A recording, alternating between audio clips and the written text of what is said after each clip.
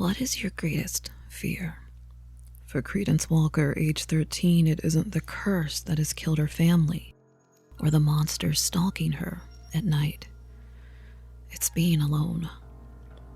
But loneliness isn't just an emotion. It's a force to be reckoned with, pushing us toward choices we might never consider otherwise. Anything to quell the feeling of abandon. When it all becomes too much, we might start searching for anyone or anything to fill the void. Credence closes the gap with a very unsuspecting companion, but can they be trusted? And who is the real monster in this story? If you haven't watched You Can't Run Forever, Darling, you're missing out. And I hope you'll do so because episodes for Chapter 2 are already being released every week. It's the perfect blend of creepy and cozy, and if I could be anyone on this planet, I would be its creator, Leslie Pulsifer, because she's an absolute creative powerhouse. She illustrated, animated, and voiced this miniseries. She also made much of the soundtrack for it alongside her brother, and Leslie has worked for big-name companies like Netflix, Disney, DreamWorks, Amazon, and NBC. So what an absolute treat to see something so dark, mysterious, and original from her. I'm Mo, and I like to talk about spooky things in a not-so-spooky way. And tonight we're talking about You Can't Run Forever, Darling. This is your spoiler warning, so sit back, get cozy, and let the nightmare begin. There are a number of tombstones in the backyard, but we're not focused on the dead just yet. Instead, we see young Credence Walker running from her home in the middle of the night, and we hear the narrator, who is very important to this story. Hello there. Are you sure you want to do this? She's not speaking to us, the viewer, but to Credence, and we learn later in the story that Credence hears the narrator like a voice inside her head. She recounts Credence's eccentric family, many whom have met strange and untimely deaths. Credence's parents were no exception. With their bodies was a small box that held a crystal door handle and a note that says, "You can't run forever, darling." And while Credence doesn't believe in curses like her family did, she feels an inexplicable pull to run away. While Credence rests on a bus ride, we see our first monster, the messenger. He looks like a tall, slender man with a hat, but messengers can also take the form of lost loved ones, and once summoned, they must be paid with silver or talismans.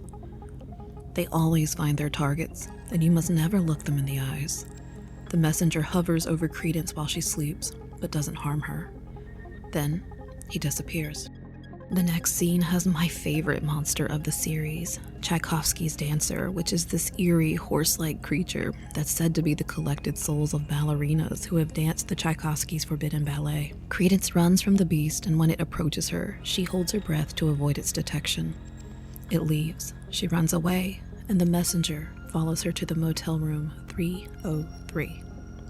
He knocks on her door, then begins unlocking it from the other side while Credence searches her backpack for some form of payment. Luckily, her parents had sewn a silver coin into her clothes to ward off evil, so she closes her eyes, offers the coin, and the narrator whispers, "With a coin, you close the gap."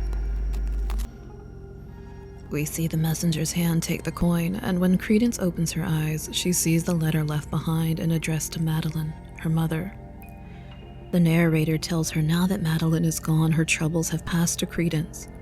So she opens the letter, which says, "Darling, the house is yours now that you are the last of the family. Finish what you started." Signed, E.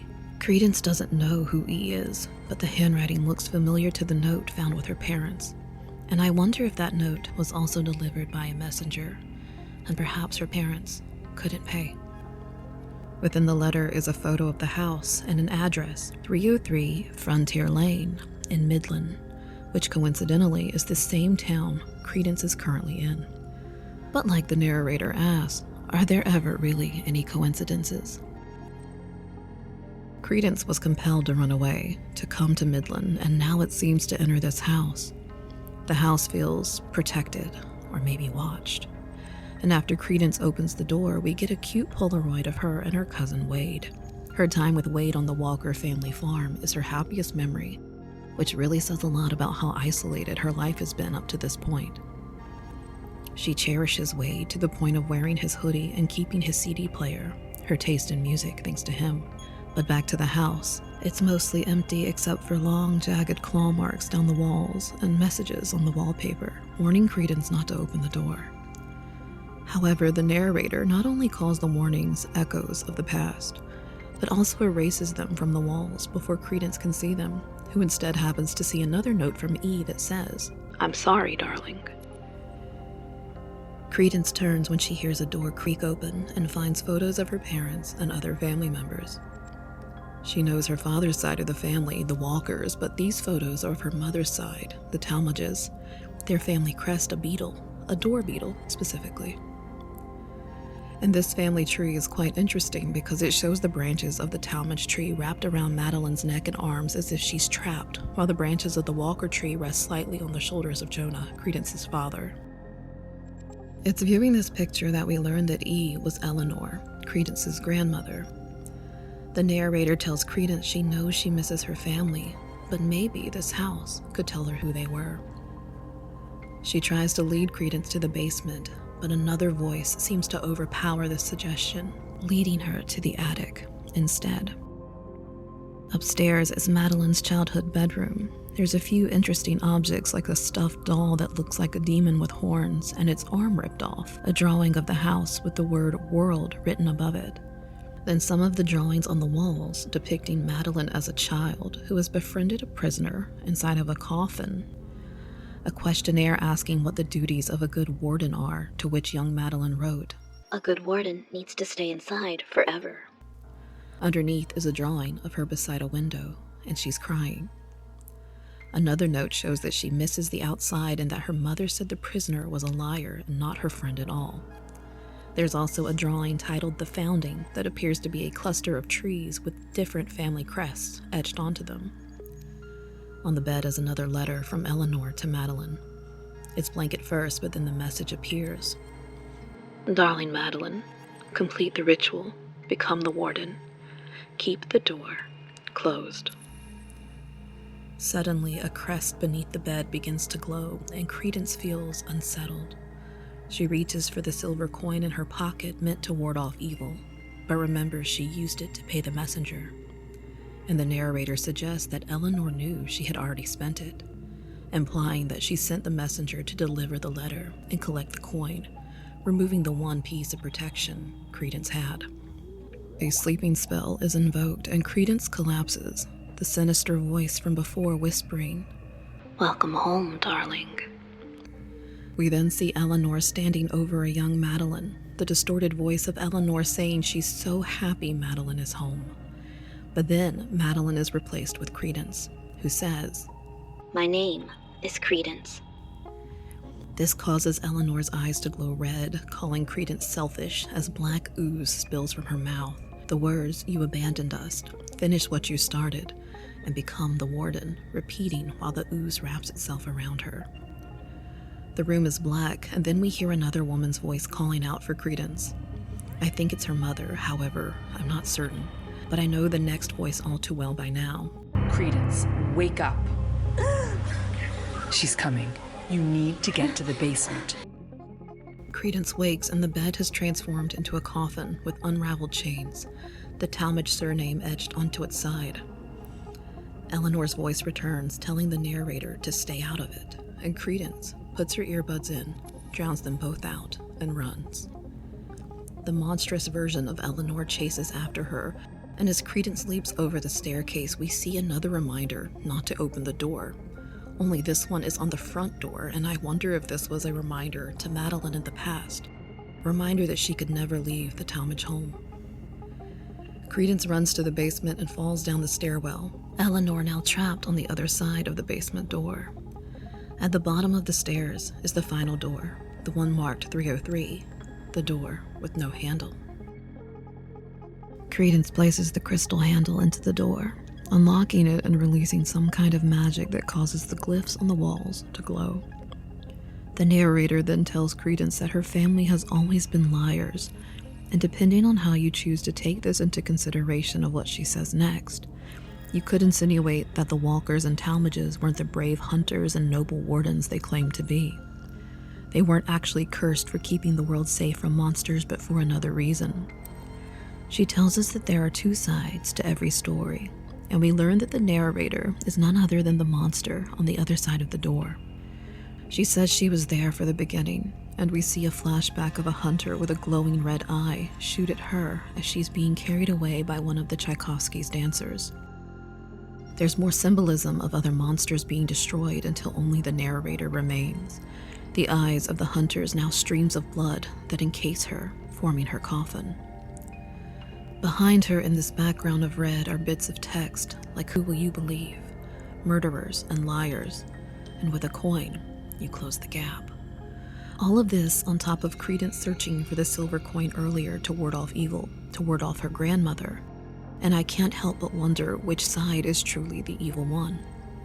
Can the narrator be trusted? Was Madeline right to trust her when she was a child? Was Eleanor right to call the narrator a liar? Or are the families darker than they seem?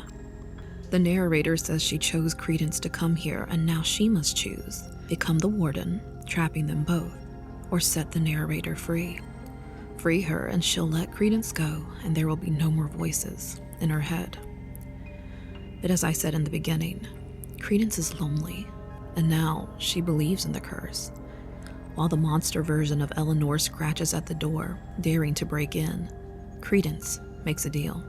I can't. What if you stay with me? What? I know how to open a gap.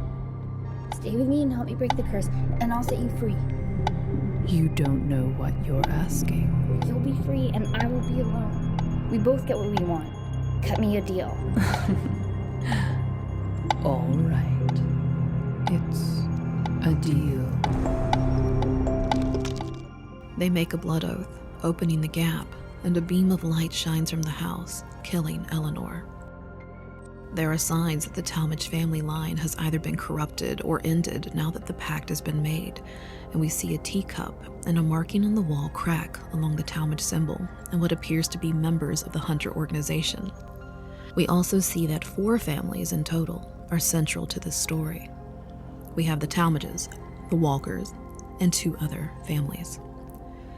The last few scenes are a close-up of the narrator and then Wade Walker, alone and standing in the forest, listening for something.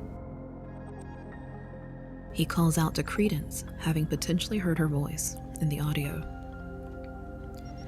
And while this concludes Chapter 1 of the series, episodes of Chapter 2 are already being released weekly. And again, I highly encourage you to watch them and continue learning about the strange predicament Credence has found herself in, and to learn about the newest character, Leviticus Hawthorne. I am so excited to see where this story goes next, and as always, I want to know what you think. Which side is evil, or are they all just evil in different ways? Will the narrator be a true companion for Credence, or will she deceive her? I like to think that they'll form a bond throughout their journey and maybe even befriend Leviticus somehow. But with Leslie foreshadowing of darker things to come, I'm not getting my hopes up. But what stood out to me the most was how this dark tale centers around loneliness and loss. Credence's loneliness paralleled her mother's as a child. While Credence's parents didn't choose to leave her, Eleanor left Madeline metaphorically, treating her more like a tool than a child, sealing her away from the rest of the world. Credence had waited until her parents left the Walkers behind, and then she too became even more isolated, though for her own protection.